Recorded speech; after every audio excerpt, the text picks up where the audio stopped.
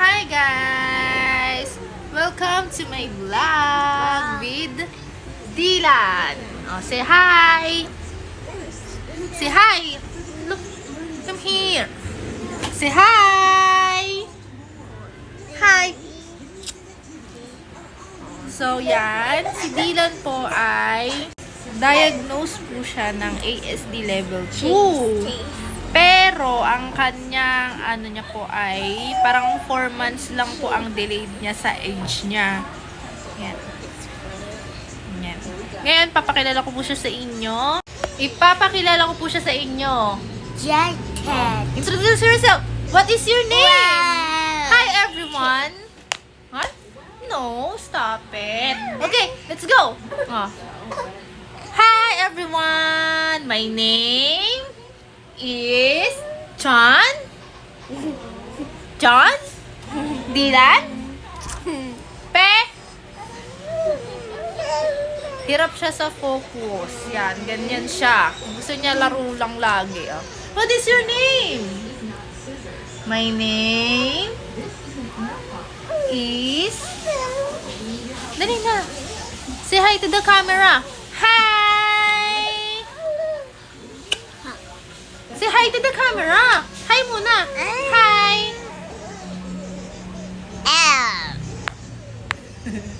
My name is... Ano yan? What's that? No. Waste. Ayun ang gusto niya. Yung sarili niya lang yung masusunod, di ba? Stop. Mama said, introduce yourself, okay? So, yan po si Dylan. Struggling po siya sa focus. Lalo na kapag kakausapin mo siya. Hi! Here's my bunso. Hi! Yan. Dati po nag-therapy siya, pero na-stop ko kasi pinag-regular school ko. Hindi ko na kasi kaya yung budget. Medyo mahal po kasi. And ngayon, nag-stop naman siya sa school dahil feeling ko po kasi na-trauma siya sa teacher niya. Hindi ko naman alam kung ano pong nangyari. Pero pag tinatanong ko naman teacher niya, hindi naman daw pinapagalitan.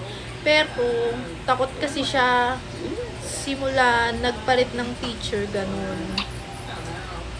Tapos, pag nakita niya yung uniform niya, iyak na siya ng iyak na dati naman hindi. Basta nagsimula lang po yun nung nagpalit sila ng teacher. So, yan. Kaya feeling ko po na trauma. Imbis na, hindi naman kami nagmamadali sa pag-school ni Dylan. Basta alam namin makakaya niya rin yan. Sa mga awesome parents na nakaka-relate po sa akin, kaya natin yan. Laban lang. Bye-bye.